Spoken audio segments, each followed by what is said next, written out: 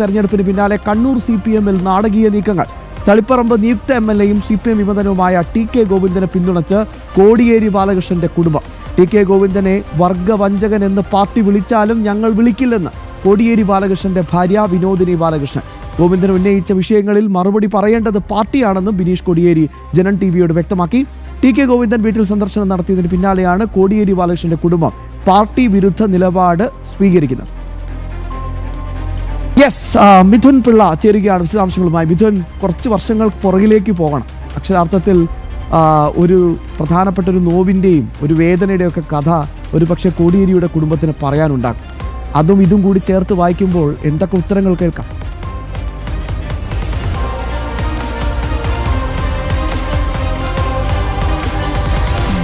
തീർച്ചയായും ശ്യാമ, ഒരുപാട് രാഷ്ട്രീയ മാനങ്ങൾ TK ഗോവിന്ദന്റെ കോടിയേരി ബാലകൃഷ്ണന്റെ വീട്ടിലെ സന്ദർശനത്തിനുണ്ട് എന്ന് തന്നെ പറയേണ്ടിയിരിക്കുന്നു.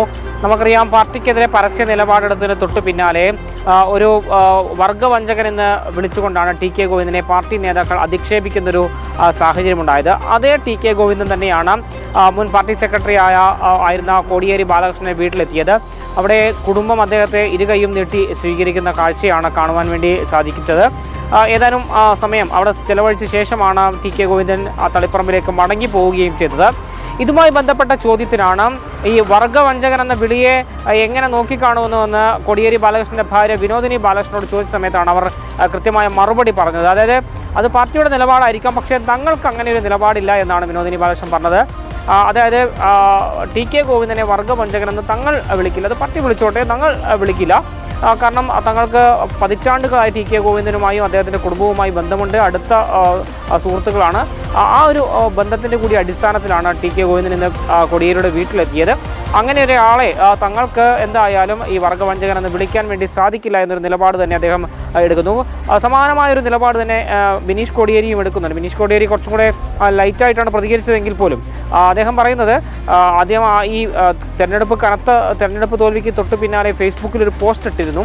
ആ പോസ്റ്റുമായി ബന്ധപ്പെട്ട ചോദ്യത്തിനടക്കം അദ്ദേഹം അത്തരമൊരു നിലപാടാണ് അല്ലെങ്കിൽ അത്തരമൊരു അഭിപ്രായമാണ് നമ്മോട് പങ്കുവയ്ക്കുകയും ചെയ്തത്. അദ്ദേഹം TK ഗോവിന്ദൻ അടുത്ത കുടുംബ സുഹൃത്താണ്. അദ്ദേഹം ഒരാൾ വീട്ടിലേക്ക് വരുമ്പോൾ നമുക്ക് അദ്ദേഹത്തെ എന്തായാലും എതിർക്കാനോ അല്ലെങ്കിൽ അദ്ദേഹത്തെ തടഞ്ഞു നിർത്താനോ ഒന്നും സാധിക്കില്ല. വീട്ടിലേക്ക് വരുന്ന ഒരാളെ സ്വീകരിക്കുക എന്നതാണ് ആദിത്യ മര്യാദ എന്നുകൂടി അദ്ദേഹം പറഞ്ഞു വെക്കുന്നുണ്ട്. ഏതായാലും കണ്ണൂരിൽ പുതിയൊരു പോർമുഖ അല്ലെങ്കിൽ CPM-നുള്ളിൽ തന്നെ അഭിപ്രായ വ്യത്യാസങ്ങൾ ഉണ്ടാകുന്നു എന്നതിന്റെ നേർക്കാഴ്ച തന്നെയാണ് ഇത്തരത്തിൽ വർഗവഞ്ചകൻ ആര് എന്നൊരു പുതിയ ചർച്ചയിലേക്ക് കണ്ണൂർ CPM കടക്കുമോ?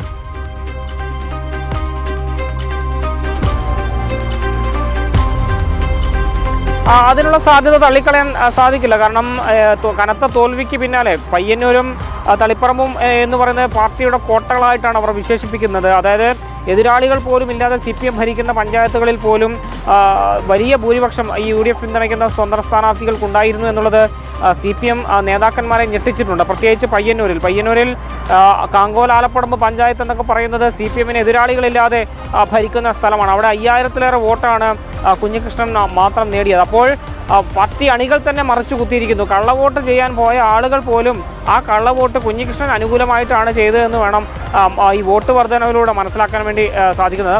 അപ്പോൾ മൊത്തത്തിലൊരു പരിവർത്തനം അല്ലെങ്കിൽ മൊത്തത്തിലൊരു രാഷ്ട്രീയ വിഷയങ്ങൾ ഉയർന്നു വരുന്നുണ്ട്.